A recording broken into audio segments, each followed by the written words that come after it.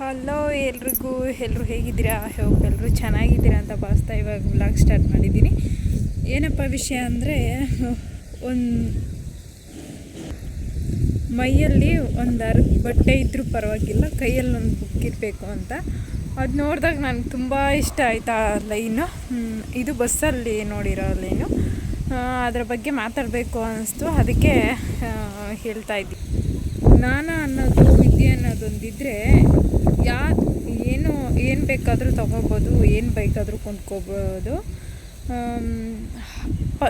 First ಅಂದರೆ ನನ್ನ ಪ್ರಕಾರ ನಾವು ಹಣಕ್ಕೆ ಇದು ಮಾಡಬಾರ್ದು, ಅಂದರೆ ಹಣಕ್ಕೆ ಮುಗಿ ಬೀಳಬಾರ್ದು, ವಿದ್ಯೆಗೆ ಬೀಳಬೇಕು ಮತ್ತು ಜ್ಞಾನಕ್ಕೆ ಬೀಳಬೇಕಂತೆ.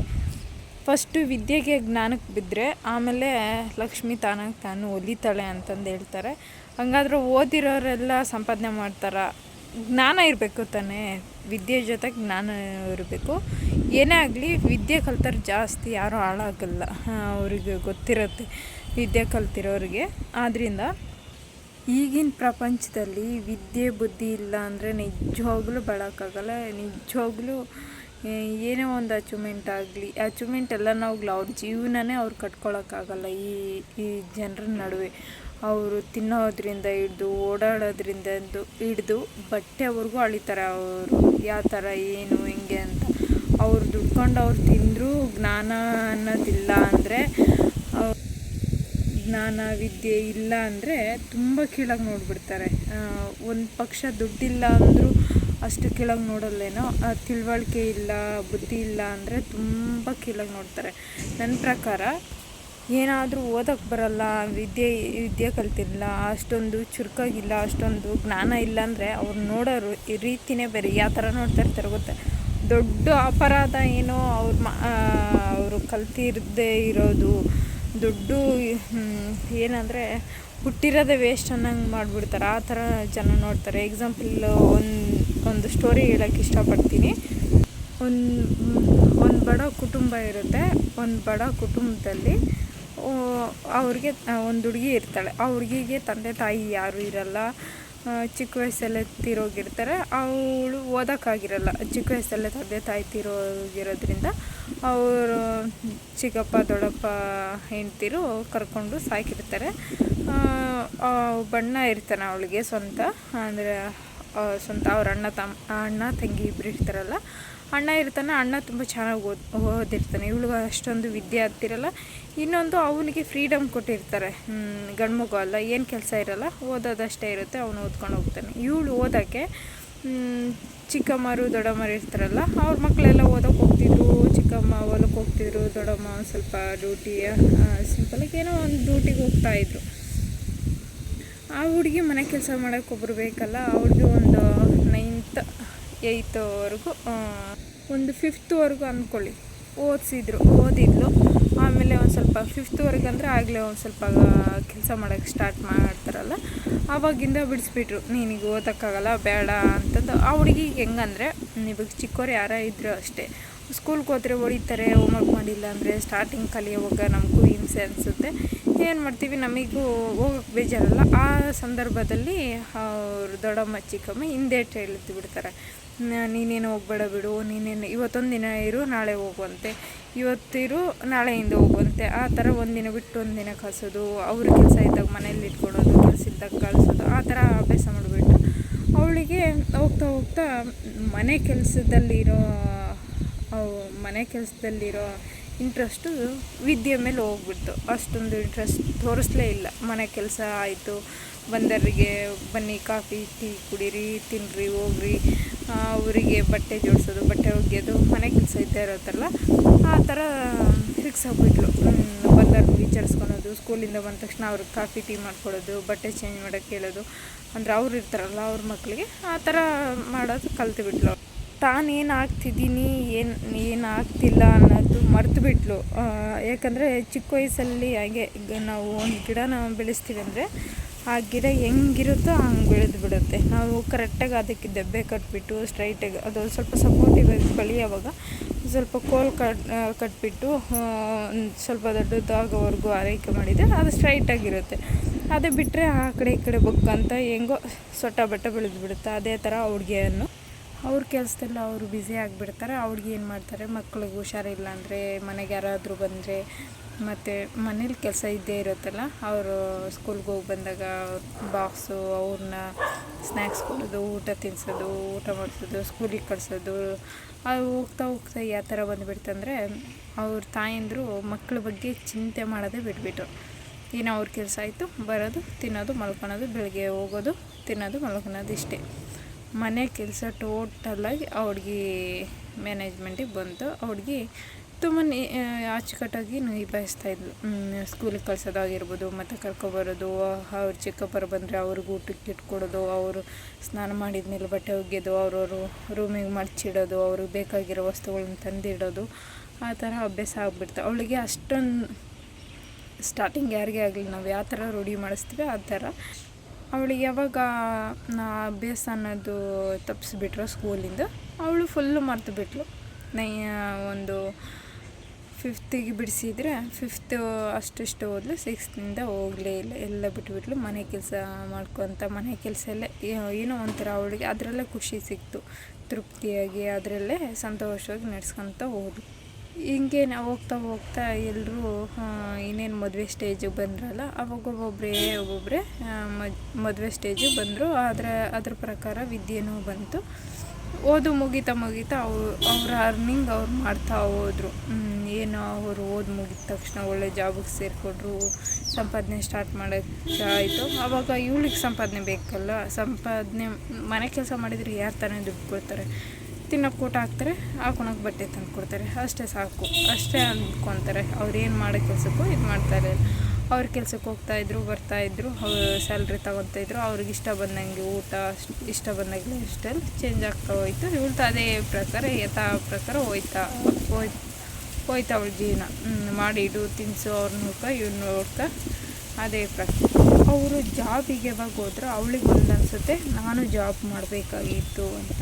ಯಾಕಂದರೆ ಅವ್ರು ದುಡಿಯೋದ್ರಿಂದ ಒಬ್ರನ್ನ ಕೇಳ್ತಾ ಇರಲಿಲ್ಲ. ಅವರು ಸಂಪಾದನೆ ಇತ್ತು, ಅವ್ರು ಖರ್ಚು ಮಾಡ್ತಿದ್ರು.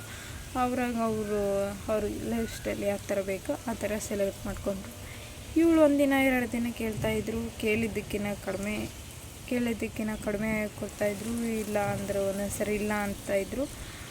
ಹಂಗೆ ಹೋಗ್ತಾ ಕೊನೆಗೆ ಲಾಸ್ಟ್ ಸ್ಟೇಜ್ ಅಂದರೆ ಅವಳು ಏನಾದರೂ ಕೇಳಿದರೆ ಮನೇಲಿರ್ತೀನಿ, ನಿಮ್ಗೆ ಹಣ ಏನಕ್ಕೆ ಬೇಕು ಅಂತ.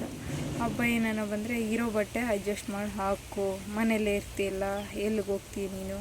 ಅವಳಿಗೆ ಹಬ್ಬದ ದಿನವೂ ಹೊರಗಡೆ ಹೋಗ್ಬೇಕು, ನನ್ನ ಡ್ರೆಸ್ ಮಾಡ್ಕೋಬೇಕು ಅಂತಂದು ಫಸ್ಟಿಂದ ಅವಳಿಗೆ ಅದು ಕೆಲಸದ ಮೇಲೆ ಬಿದ್ದುಬಿಟ್ಲಲ್ಲ, ಅಷ್ಟೊಂದು ಗೊತ್ತಾಗಲಿಲ್ಲ. ಆಮೇಲೆ ಹೋಗ್ತಾ ಆ ಥರ ಅನ್ಸೋಕ್ಕೆ ಸ್ಟಾರ್ಟ್ ಆಯಿತು. ನಾನು ದುಡ್ದಿದ್ರೆ ನನಗೆ ಅರ್ನಿಂಗ್ಸ್ ಆಗೋದು ಅಂತ ಆ ಥರ ಅನ್ನಿಸ್ತು. ಕೊನೆಗೂ ಎಲ್ಲರೂ ದೂರ ಮಾಡ್ಕೊಂಡ್ಮೇಲೆ ಇನ್ನೇನು ಎಲ್ರದ್ದು ಒಬ್ಬೊಬ್ಬರೇ ಮದುವೆ ಆಯಿತು. ಇವಳು ಮದುವೆ ಆಗಬೇಕು, ಯಾರೂ ಓದಿಲ್ಲ ಅಂತ ಯಾರೂ ಮದುವೆ ಆಗೋಕ್ಕೆ ಬರಲಿಲ್ಲ. ಊರಲ್ಲಿ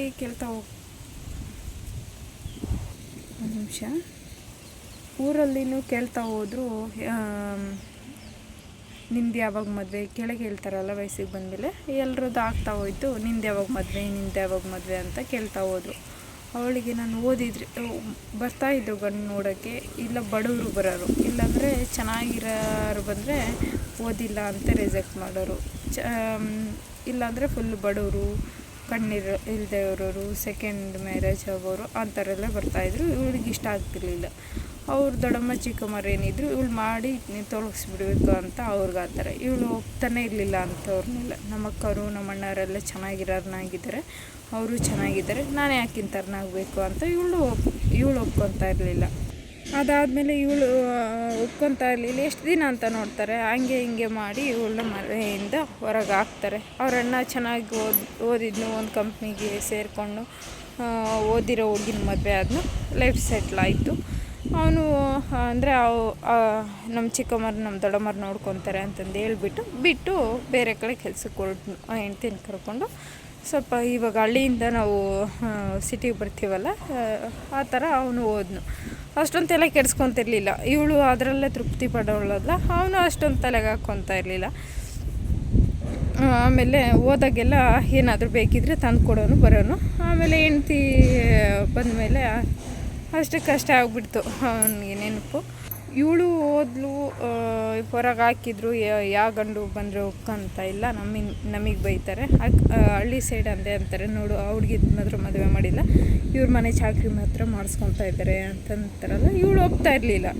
ಅಂಥವ್ರು ಇಂಥವ್ರು ನಾನೇ ಮದುವೆ ಆಗಲಿ ಹಂಗೆ ಹಿಂಗೆ ಅಂತಂದು ಇವಳು ಆಗ್ತಿರ್ಲಿಲ್ಲ. ಇವು ಚೆನ್ನಾಗಿರೋರು ಬಂದರೆ ಇವಳನ್ನ ಇಷ್ಟಪಡ್ತಿರ್ಲಿಲ್ಲ. ನೋಡೋಕೆ ಚೆನ್ನಾಗಿದ್ಲು, ಕ್ಯೂಟಾಗಿ ಬೆಳ್ಳಿಗೆ ತೆಳ್ಳಿಗೆ ಚೆನ್ನಾಗಿದ್ಲು. ಓದಿಲ್ಲ ಅನ್ನೋದ್ರಿಂದ ಇವಾಗ ಯಾರೇ ಆಗಲಿ, ಇವಾಗ ಹೊರಗಡೆ ಹೋಗಿ ದುಡಿಲಿಲ್ಲ ಅಂತ ಪರವಾಗಿಲ್ಲ, ಮನೆಯಲ್ಲಿ ಮಕ್ಳಿಗಾದರೂ ಓದಿಸೋಷ್ಟು ಈ ಕೆಲಸ ಅಷ್ಟು ಓದಿರಬೇಕಲ್ಲ ಅಂತಂದು ಎಲ್ಲರೂ ಆಸೆ ಪಡ್ತಾರೆ. ಅದೇ ಪ್ರಕಾರ ಎಲ್ಲ ಗಂಡುಗಳು ಅದೇ ಥರ ನಡ್ಕೊತ ಹೋದರು.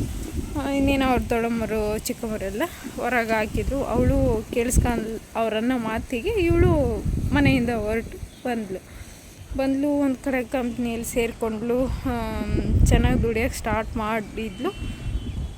ಹೆಂಗೆ ಹೋಗ್ಬೇಕು, ಹೆಂಗೆ ಬರಬೇಕು ಅನ್ನೋದು ಗೊತ್ತಾಗಲಿಲ್ಲ ಅವಳಿಗೆ. ಸ್ಟಾರ್ಟಿಂಗ್ ಯಾವ ಥರ ದುಡಿಬೇಕು, ಯಾವ ಥರ ಇಟ್ಕೋಬೇಕು ಅಂದರೆ ಅವಳು ಮನೇಲೇ ಇರ್ತಿದ್ಲಲ್ಲ, ಡೀಟೇಲ್ಸ್ ಎಲ್ಲ ಕೇಳ್ತಾರಲ್ಲ ಸ್ಟಾರ್ಟಿಂಗ್, ಅದೆಲ್ಲ ಹೆಂಗೆ ಕೊಡಬೇಕು, ಹೆಂಗೆ ಬಿಡಬೇಕು ಈ ಗಂಡ್ಮಕ್ಳು ಸುಮ್ಮನೆ ಇರ್ತಾರೆ, ಮೋಸ, ನಾವು ಸಹಾಯ ಮಾಡ್ತೀವಿ ಹಂಗೆ ಹಿಂಗೆ ಕರ್ಕೊಂಡೋಗಿ ಮೋಸ ಮಾಡ್ತಾರೆ. ಇರೋ ಬರೋ ದುಡ್ಡೆಲ್ಲ ಕಳ್ಕೊಂಡು ಫುಲ್ಲು ಯಾವ ಥರ ಒಂದು ಅಪ್ಲಿಕೇಶನ್ ಆಗಲಿ ಒಂದು ಓದೋದಾಗಲಿ ಬರಲ್ಲಲ್ಲ, ಅಷ್ಟು ಒಂದು 100ಕ್ಕೆ 10% ಮಾತ್ರ ಬರ್ತಾಯಿತ್ತು ಅವಳಿಗೆ. ಆಮೇಲೆ ಅಂದ್ಕೊಂಡ್ಳು, ಒಳ್ಳೆ ಫ್ರೆಂಡ್ ಸಿಕ್ಕಳು, ಅವಳ ಜೊತೆಗೆ ಹೋಗ್ತಾ ಒಳ್ಳೆ ಫ್ರೆಂಡ್ ಸಿಕ್ಕಳು. ಅವಳ ಲೈಫ್ ಸೆಟ್ಲ್ ಆಯ್ತು. ಹಂಗೆ ಓದ್ಕೊತ ಹೋದ್ಲು. ಆ ಒಂದು ಕಂಪ್ನಿಗೆ ಸೇರಿಕೊಂಡ್ಳು, ಗಾರ್ಮೆಂಟ್ಸ್ಗೆ. ಅಲ್ಲೊಂದು ಹುಡುಗ ಪರಿಚಯ ಆದ, ಮದುವೆ ಆದಳು, ಸೆಟ್ಲಾಯಿತು. ಅವಳು ಇವಾಗ ಚೆನ್ನಾಗಿ ಅವರಪ್ಪ ಆಸ್ತಿಯಲ್ಲಿ ಅವರಮ್ಮ ಇದ್ಲಲ್ಲ, ಅವರಮ್ಮಗೆ ತವ್ರ ಮನೆಯಿಂದ ಆಸ್ತಿ ಕೊಟ್ಟಿದ್ರಂತೆ. ಅವರಮ್ಮ ತೀರೋದ್ಮೇಲೆ ಮಕ್ಕಳಿಗೆ ಆ ಥರ ಗಂಡನಿಗೂ ಇರಲಿಲ್ಲ ಅಂತೆ, ವಿಲ್ಲ ಏನೋ ಮಾಡಿಸಿದ್ರಂತೆ. ಅವಳಿಗೂ 8 ಎಕರೆ ಜಮೀನೇನೋ ಬಂತಂತೆ. ಇವಳು ಭಾಗಕ್ಕೆ ಅವರು ಅಡಿಕೆ ಮರ ಮತ್ತು ತೆಂಗಿನ ಮರ ಹಾಕಿದ್ರಂತೆ. ಮತ್ತು 2 ಎಕರೆ ಮಾವಿನ ತೋಪಿತ್ತಲ್ಲ, ಆ ತೋಪು ಹಾಕಿದ್ರಂತೆ. ಚೆನ್ನಾಗಿತ್ತಂತೆ, ಭೂಮಿ ಚೆನ್ನಾಗಿ ಬೆಳೀತಾ ಇತ್ತಂತೆ. 2 ಮೋಟ್ರ್ ಇದ್ವಂತೆ, ಚೆನ್ನಾಗಿತ್ತು ಅಲ್ಲ. ಅವ್ರಿಗೆ ಫಸ್ಟಿಗೆ ಗೊತ್ತಿಲ್ಲದೆ ಮಾಡಿದರು. ಅವರಣ್ಣ ಇದ್ನಲ್ಲ, ಅವರಣ್ಣಂಗೆ ಗೊತ್ತಿತ್ತು. ಅವರಣ್ಣ ಅಷ್ಟೊಂದು ತಲೆ ಕೆಡಿಸ್ಕೊಂಡಿಲ್ಲ, ಓದೋದು, ನಾನು ಒಳ್ಳೆ ಜಾಬಿಗೆ ಹೋಗಬೇಕು ಅಷ್ಟೇ. ಆಮೇಲೆ ಮಾತಾಡ್ತಾ ಜಮೀನು ಅದು ಇದು ಅನ್ನೋವಾಗ ಅವಾಗ ತಲೆ ಕೆಡಿಸ್ಕೊಂಡು ಅವಾಗ ಇದು ಮಾಡಿದ್ನು. ಅವಾಗ ಗೊತ್ತಾಯಿತು ನಮ್ಮ ಅಮ್ಮನಿಂದ ನಮಗೆ ಆಸ್ತಿ ಬಂದಿದೆ ಅಂತಂದು. ಅವನಿಗಿಂಟು ತಂಗಿಗೆ 7.5 ಏನೋ ಹೋಯ್ತು. ಆವಾಗ ಅವಳು ಚೆನ್ನಾಗಾದ್ಲು. ಎಲ್ಲರೂ ಅವಳು ಮುಂದೆ ಬರೋಷ್ಟು ಅವಳು ಚೆನ್ನಾಗಿ ಬೆಳೆದ್ಲು. ಆಮೇಲೆ ಎಲ್ಲ ಬಿಟ್ಟಳು. ನನಗೆ ಇದೆಲ್ಲ ಗಾರ್ಮೆಂಟ್ಸು ಏನೂ ಸೆಟ್ ಆಗಲ್ಲ ಅಂತಂದು ಹೇಳ್ಬಿಟ್ಟು ಊರಲ್ಲೇ ಬಂದುಬಿಟ್ಟು ಒಂದು ಮನೆ ಅಂದರೆ ಪಾಳು ಬಿದ್ದಿರೋ ಮನೆ ಇರ್ತಾವಲ್ಲ, ಅದಕ್ಕೆ ಒಂದು ಸ್ವಲ್ಪ ಶೀಟು ಪಾಟ ಹಾಕ್ಕೊಂಡಿದ್ದು 1-2 ದಿನ ಒಂದು ಮನೆ ಕಟ್ಸ್ಕೊಂಡು ಸೆಟ್ಲಾದ ಊರಲ್ಲಿ. ಅವಳ ಜೊತೆಗೆ ಇವರು ಬರೋಕ್ಕೆ ಸ್ಟಾರ್ಟ್ ಮಾಡಿದರು. ಅಂದರೆ ಅವ್ರದ್ದು 1 ಎಕರೆ 2 ಎಕರೆ ಜಮೀನಿತ್ತು, ಇವಳದೇ 7.5 ಎಕರೆ. ಅವರಣ್ಣ ಬಿಟ್ಟು ಅಂದರೆ ಹಳ್ಳಿಯಲ್ಲಿ ಇರ್ತಿರ್ಲಿಲ್ಲಲ್ಲ, ಅವರಣ್ಣದು ಇವಳೇ ಮಾಡ್ಕೊಂಡವಳು. ಸ್ವಲ್ಪ ಐಡಿಯಾ ಓಡಿಸ್ಬಿಟ್ಟು ಮಾಡ್ಕೊತ ಹೋಗೋದು. ಅವಳಿಗೆ ಜ್ಞಾನ ಇತ್ತು, ವಿದ್ಯೆ ಇರಲಿಲ್ಲ. ಅದೇ ಥರ ವಿದ್ಯೆನೂ ಇರಬೇಕು, ಜ್ಞಾನನೂ ಇರಬೇಕು. ಫಸ್ಟಿಗ್ಲಿದ್ದಿದ್ರೆ ಅದಕ್ಕಿಂತ ಚೆನ್ನಾಗಿರೋಳು ಅವಳು. ಫಸ್ಟಿಗ್ಲೇ ವಿದ್ಯೆ ಬುದ್ಧಿ ಎಲ್ಲ ಕಲ್ತಿದ್ರೆ ನನ್ನ ಪ್ರಕಾರ ಹಂಗೆ ಅನ್ನಿಸ್ತು. ಗಂಡನೂ ಅಷ್ಟಕ್ಕಷ್ಟೇ ಓದಿದ್ದು, ಅವನು 10th ಏನೋ ಓದಿದ್ನು. ಅದರಿಂದ ಅವ್ರ ಅಸಿಸ್ಟೆಂಟ್ ಅಂತ ಒಬ್ರನ್ನ ಇಟ್ಕೊಂಡ್ರು. ಅದು ಮುಂದೆ ಏನಾಯಿತು ಅಂತಂದು ಯಾವಾಗಾದರೂ ಹೇಳ್ತೀನಿ. ಸಿಂಪಲಾಗಿ ಹೇಳಿದ್ದೀನಿ, ಯಾವ ಥರ ಬಟ್ಟೆಗೂ ವಿದ್ಯೆಗೂ ಯಾವ ಥರ ಇರಬೇಕು ಅಂತ. ತುಂಬಾ ಮುಖ್ಯ ಆಗುತ್ತೆ ವಿದ್ಯೆ ಅನ್ನೋದು. ಆದ್ದರಿಂದ ಏನು ಮೈ ಮೇಲೆ ಬಟ್ಟೆ ಇಲ್ಲ ಆದರೂ ಕೈಯಲ್ಲೊಂದು ಬುಕ್ಸ್ ಇರಬೇಕು ಅನ್ನೋದು. ಅದು ನೋಡಿ ಬರೆದಿದ್ರೇನೋ ಅವಾಗ ಅಂತಂದು ನನಗೆ ಅನಿಸ್ತು. ಈ ವಿಡಿಯೋ ನಿಮ್ಗೆ ಹೆಂಗೆ ಅನ್ನಿಸ್ತು ಅಂತ ಕಮೆಂಟ್ ಮೂಲಕ ತಿಳಿಸಿ. ಪ್ಲೀಸ್ ಹೊಸದಾಗಿ ಯಾರಾದರೂ ನೋಡ್ತಾ ಇದ್ರೆ ಪ್ಲೀಸ್ ಸಬ್ಸ್ಕ್ರೈಬ್ ಮಾಡ್ಕೊಳ್ಳಿ. ಹಾಗೆ ಬೆಲ್ಲೈಕನ್ ಕ್ಲಿಕ್ ಮಾಡಿ, ಹಾಗೆ ನಿಮ್ಮ ಫ್ಯಾಮಿಲಿ ಫ್ರೆಂಡ್ಸ್ಗೆಲ್ಲ ಶೇರ್ ಮಾಡಿ, ಸಪೋರ್ಟ್ ಮಾಡಿ ಅಂತ ಹೇಳ್ತಾ ಇಲ್ಲಿಗೆ ಮುಗಿಸ್ತಾ ಇದ್ದೀನಿ. Thank you for watching. Bye. ನಾಳೆ ಒಳ್ಳೆ ಬ್ಲಾಗ್ ಮುಖಾಂತರ ಸಿಗೋಣ. ಬಾಯ್.